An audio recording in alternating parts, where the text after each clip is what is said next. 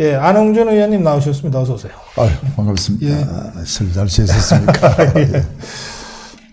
그리고 정원석 후보 나오셨습니다. 어서 오세요. 안녕하십니까. 네, 오랜만입니다. 네, 오랜만에 뵙습니다. 설 잘 쉬셨어요? 예, 잘 보냈습니다. 예, 우리 정원석 후보는 어디죠? 강남 을 지역입니다. 강남을 당협은 내려놓고. 예, 예, 그렇습니다. 그건 강남을의 예비 후보. 예, 맞습니다. 그러시고, 우리 안홍준 전 의원도, 예비 후보, 창원 회원구? 마산 회원구. 예, 마산 회원구, 예비 후보입니다. 예, 안홍준 의원은 뭐 오래 정치하셨지만 지금 같은 예비 후보로 이제 도전하시는데 경남에서 하시고, 우리 정원석 후보는 아주 젊은, 청년 정치인, 강남을에서 도전하십니다. 그 설민심 좀 전해주세요. 우리 정원석 후보부터.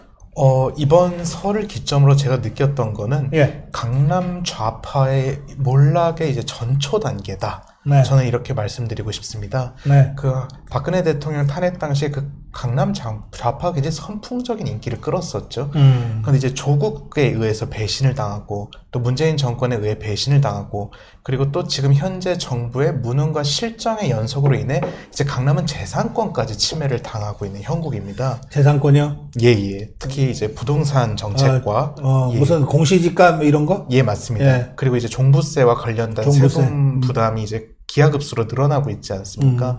그래서 이런 연이은 배신에 대한 이제 강남 정권에 대한 심판, 이 야당이 이제 여당을 이겼으면 좋겠다라는 그러한 설 민심이 확인되었습니다. 그래. 제가 강남 쪽 가보니까 진짜 그 종부세, 예. 막 공시지가가 막 오르면 세금이 전체적으로 오르잖아요. 예. 특히 종부세 때문에 막 부글부글 끓고 있던데. 맞습니다. 예, 그래요. 경남 민심은 어떻습니까, 의원님? 경남도 마찬가지죠. 지금 제가 4일간을 재래시장을 제 지역구에 다 돌았는데 IMF보다 더 못 살겠다. 더 어렵다. 예. 모든 직종이 다 그런 것 같고. 그래도 IMF 때보다 더 힘들다는 이야기입니다.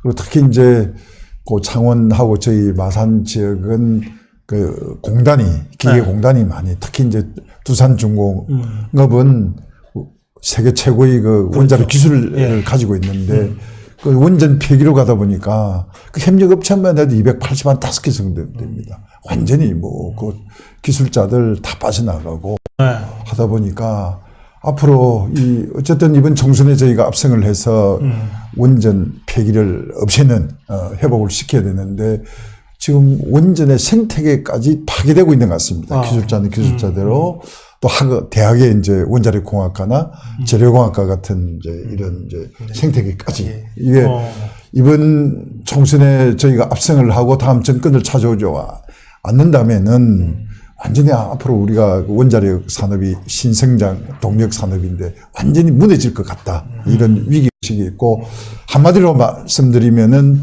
못 살겠다 갈아보자.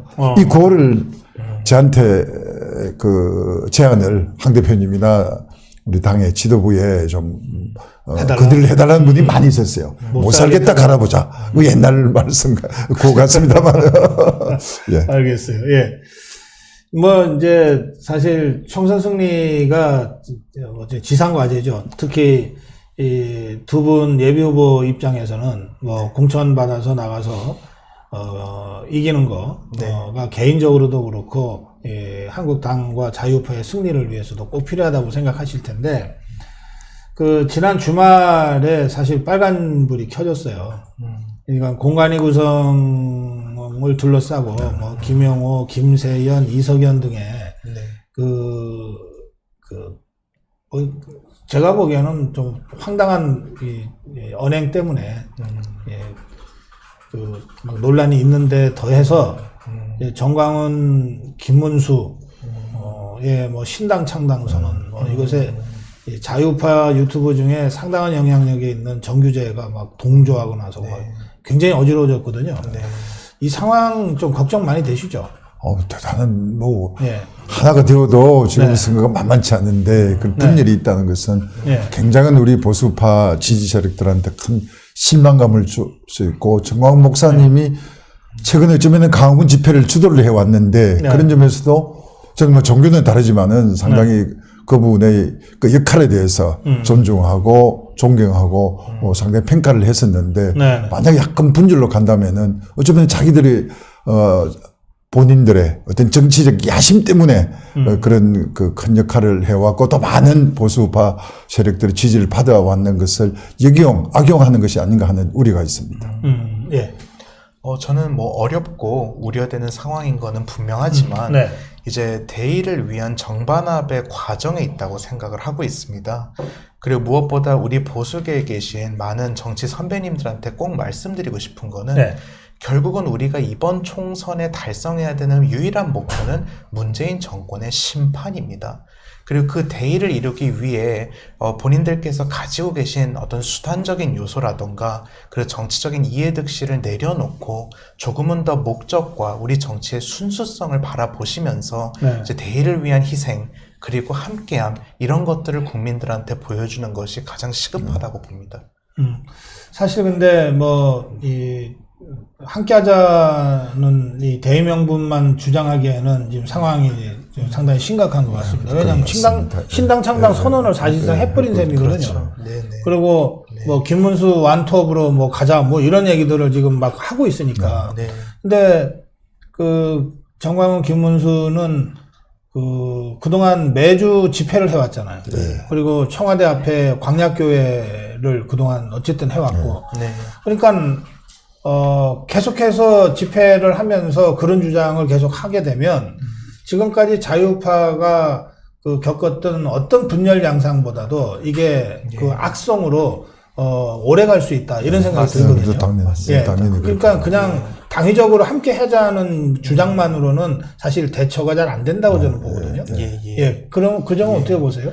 일단은 그 당위만으로는 이제 그 통합에 대한 명분이나 그리고 그 과정을 이제 풀어내는 게 상당히 고난이 돈 건 저도 인정을 합니다. 그런데 저는 자유우파 시민들의 이성을 믿습니다. 그리고 무엇보다 문재인 정권에 의해서 지금까지 우리가 얼마나 무기력하게 당해왔던가요? 그 4+1이라는 듣도 보지도 못한 협의체에 의해서 패스트트랙 법안이 통과가 되었고 그리고 이제는 선거구 획정까지도 자기네들 입맛에 맞춰가지고 이제 그 호남 이 지역에 좀 더 배분하기 위한 그 장난질을 이제 활용점정을 찍으려고 하고 있습니다. 이런 엄중한 현실 속에서 이제 자유우파 시민들도 결국은 마지막 순간에 그 보수 통합이란 대의 명분에 있어 계산적이고 이해득실을 따지는 모습을 보이는 분들이 계시다면 결국 그분이 아무리 자유우파의 상징적인 인물이라 하더라도 결국 심판할 거라고 저는 생각을 하고 있습니다. 저도 비슷한 생각인데 일단 정광훈 목사님 또 김문수 지사님 저는 뭐 아직까지 지사님을 하고 하겠습니다. 정규재, 주필 이런 분들의 애국심을 아직은 믿습니다. 믿기 때문에 언젠가는 자유한국당을 중심으로 해서 한교안 대표님을 중심으로 해서 함께 할 수 있는 길이 아직은 남아 있다고 보고 있고 우리 정운석 전 위원장께서 말씀대로 우리 보수파 또 세력들의 그 강원 집회에 참여했던 분들이 그분들이 특정인을 뭐 꼭 지지해서라기보다는 나라가 망해가고 있으니까 대한민국을 위한 애국심에 의해서 그렇게 함께 뭐 지방에서부터 날씨가 추우나 뭐 또 어떤 굳은 날씨에도 불구하고 많은 군중이 모여있는 그 애국심이 어떤 대세의 또 원칙의 하나로 자유한국당 쪽으로 세력이 아마 지지하고 모여질 것이라고 저는 또 기대하고 있습니다. 사실 그 자유파가 지난 3년 동안 그 좌파한테 대통령 끌려 내려오고 감옥 가고 나서 정권 뺏기고 지방 권력까지 다 뺏기고 그리고 얼마나 많은 사람들이 그 진짜 뭐 극단적인 선택을 하고 또 그 탄핵 반대하다가 돌아가시고 이랬잖아요. 그리고 지금도 안타까운 일입니다. 수십 명이 감옥살이 하고 있고. 근데 이제 아직도 정신 못 차렸나? 더 당해야 되나? 이게 선거 앞두고 분열하면 어떻게 된다는 게 너무나 뻔한데 이걸 설명할 필요가 있습니까? 이거 무슨 초등학교 수준만 돼도 이게 아는 거 아닙니까? 어떻게 이 상황에서 이걸 이런 식으로 무슨 김문수 원탑으로 다시 모이자가 이게 말이 됩니까 도대체? 아직은 목사님으로 존경하고 지사님으로 애국심을 믿는다고 하지만 애국심 있는 사람이 이렇게 할 수 있습니까? 또 이해가 되지 않는데 아직은 좀 기대를 해봅시다. 예. 상식적으로 움직여야 된다고 생각을 하고 있습니다. 예. 알겠습니다. 예. 안홍준 의원님이 함안군 통합을 주장하셨습니까? 네. 함안이 지금 저쪽 밀양 창녕 쪽에 있는 거기입니까? 아니면 거창 쪽에 있습니까? 밀양 창녕으로 네, 밀양 이전에 창녕. 지역구는 함안이랑 합천으로 했죠. 그리고 네. 경남의 10개군 중에 7만 가까이 그 인구가 되기 때문에 가장 큰 인구가 가장 많은 발전하고 있는 기업이 2,200여 개가 있는 그런 군이고 아마 전국에서 군단위 상공회의소가 있는 전국에 둘이 있는 군 중에 하나입니다. 하나인데 함안이. 예. 그런데 지난번 선거구 획정에서 예. 밀양 창녕에 함안이랑이 합쳐지다 보니까 저게 아마 26만 정도 될 겁니다. 4개 시군이 시골에 4개 시군이 26만이라면 이건 잘못 이게 밀양만 구획이 된 거죠. 10만 넘는다 그러세요? 그래서 거기에 이전에 마산 창원 진해 일대 제가 사실은 마산의 발전을 위해서 함안의 통합, 바로 함안과 제 지역과는 바로 붙어 있습니다. 그래서 제 고향이고, 저도 고향이고 해서 통합을 시도를 했는데. 함안을 창원시로 통합하자? 광역? 처음에는 이제 마산과 함안을 통합을 제가 제안을 했죠. 했는데, 구 창원이 사실은 재정 자립도도 높고 또 중심이 될 수 있어서 박한수 시장님과 함께 함안 통합을 같이 마산하고 창원하고 하자고 논의 중에 또 이제 창원 쪽에서 진해를 또 함께 하기를 원했습니다. 그럼 이번에 어쨌든 선거구 획정 약간 조정은 또 있지 않겠습니까? 있어야 된다고 보는데 함안 국민들은 굉장히 헛달 상태에 빠져 있죠. 밀양 창녕하고는 생활권도 완전히 다른데. 그러니까 함안이 아예 지금 통합 창원시로 들어오면서 창원시가 선거구가 하나 더 늘 수도 있고.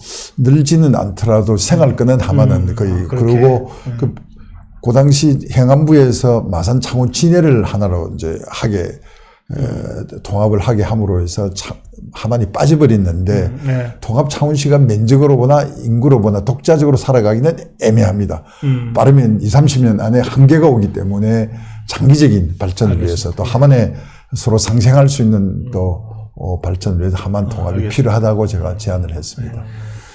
지금 당에서 이제 선거를 앞두고 이제 공천 얘기를 이제 많이 하는데 공천 혁명이 필요하다 그러잖아요. 필요하다고 봅니다. 지금 제가 오늘 이제 두 분을 한 분은 이제 30대죠. 예, 30대 32. 예. 그럼 최연소 아니에요? 저보다 이제 어리신 분은 몇 분 계십니다. 그래요? 예. 30대 초반에 젊은 예비 후보하고 또 이제 삼선 의원을 지낸 이제 그런 중진 정치인하고 이렇게 지금 같이 앉아 계신데 각자에게 좀 하고 싶은 얘기들도 좀 있을 것 같아요. 이제 막 정치 시작했는데 보시니까 어때요?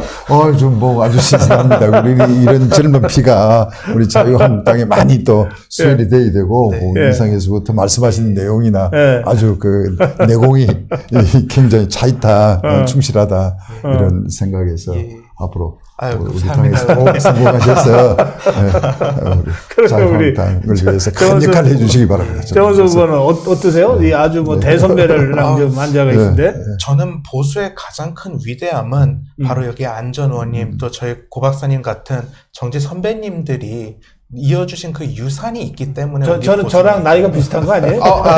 제가 실수한 건가요?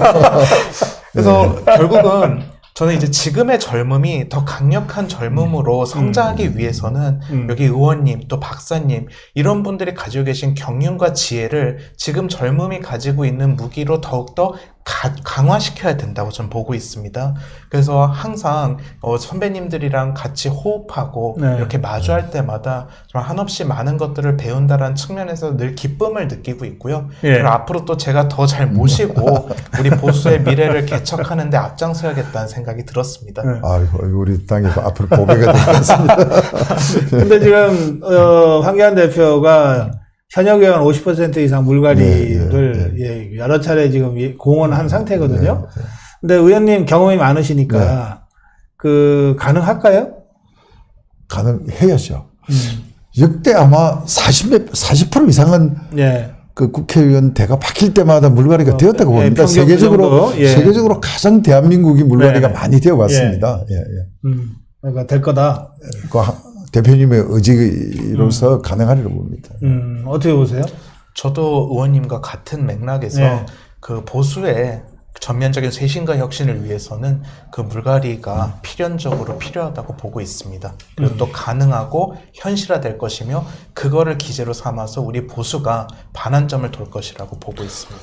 특히 이번 대는 예. 이번 20대 국회는 대한민국이 이렇게 자유파가 망가져가고 있는 것은 탄핵이 원인이라고 생각합니다.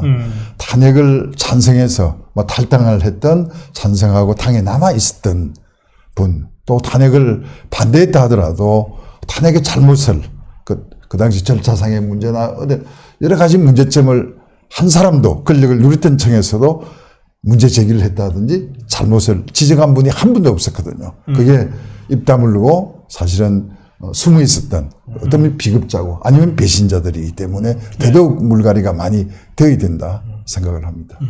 그 의원님 저기 인재영입 쪽에서도 당에서 일하셨던 적도 있잖아요. 제가 한국의회 대표 시절에 인재영입위원장을 국회직은 외교 통일위원장을 했었고 2년간을 인재영입위원장을 경험했습니다. 지금 이제 공천 물갈이를 하면은 그 빈자리에 좋은 인재들을 또 뭐 이제 영입을 하고 네. 뭐 경선을 통해서건 여러 가지 그 공천 룰을 통해서 이제 그런 영입된 인재들이 그 공천도 받고 출마도 하게끔 만들어야 되잖아요. 지금 당에서 인재 영입 작업을 한편으로 하고 있는데 그 어떻게 보십니까? 잘 하고 있는 것 같습니까? 아니면 조금 아쉬운 대목들이 좀 있습니까? 아직은 좀 추천을 할 때는 확실한 그분의 살아온 네. 길 또 어떤 생각을 가지고 있는지 이런 것까지 확실하게 점검 후에 했어야 되는데 그런 점이 좀 부족한 분이 몇 분 있었죠. 네, 있었고 예. 저는 공천이 김영호 위원장님께서 굉장히 합리적이시고 또 정치를 오선하시고 오장을 하셨기 때문에 상당히 나름대로 좀 믿는 부분이 있습니다만은 네. 한국형 국민 경선제를 강조를 많이 하시는데 저는 경선이 가장 좋은 방법은 것은 아니다. 저는 확실한 공천 룰에 의해서 탈락하는 사람은 왜 내가 탈락했다는 것을 이해가 될 수 있을 정도로 설명이 된다면은 네. 성공만 할 수 있다면은 저는 확실한 기준에 의해서 네. 또 특정인이 자기하고 인연이 있다고 해서 경쟁력이 약한 사람을 공천을 주고 또 경쟁력이 있음에도 불구하고 자기 쪽 사람이 아니라고 해서 쳐내는 이런 이제 전략 공천이 아니라면은 저는 지금 각 지역마다 영남 특히 경남 지역도 어려운 지역이 많이 있습니다. 후보 잘못되면은 이게 패배할 수 있는 지역이 거의 반 정도가 된다고 보고 경남에도 한 7군데가 어렵다고 봅니다. 지금 16지역구 중에 그런 쪽에 이 경선을 하게 되면은 후유증이 굉장히 크기 때문에 이게 패배할 수 있는 하나 또 원인이 된다 이런 차원에서 확실한 공천 룰에 의해서 제대로만 한다면은 전략 공천을 많이 하는 것이 저는 바람직하다 이런 말씀도 드리고 싶습니다. 알겠습니다. 예, 이 설 연휴 마지막 날인데 이렇게 어렵게 시간을 내주셔서 고맙습니다. 짧게 이제 인사 말씀 하시면서 마무리하겠습니다. 자, 우리 정원석. 예, 고성국 TV 시청자 여러분 새해 복 많이 받으십시오. 경자년 새해에는 우리 문재인 정권을 심판하고 보수가 자존심과 자부심을 되찾는 그러한 원년이 될 것이고 또 제가 그 역할을 선도하도록 최선을 다하겠습니다. 감사합니다. 예, 우리 고성국 TV를 사랑하는 우리 시청자 팬 여러분, 그 새해 복 많이 받으셨습니까? 새해 복을 많이 받으시려면은 복을 많이 지으셔야 됩니다. 지금 경제가 어렵고 나라가 여러 분야에서 어려운데 이럴 때일수록 건강을 잘 지키셔야 됩니다. 그리고 또 하시는 일들 어려우시겠지만은 그래도 잘 되시길 바라고 가정에도 좋은 일만 있으시기 바랍니다. 저희들 어쨌든 우리 젊은 우리 정 위원장 같은 하고 해서 이번 총선에 압승해서 또 2년 후에는 정권을 찾아와야 대한민국을 되살릴 길이라 생각하고 독립운동하듯이 힘을 함께 모아주시기 바랍니다. 감사합니다. 네, 고맙습니다. 감사합니다. 감사합니다. 네.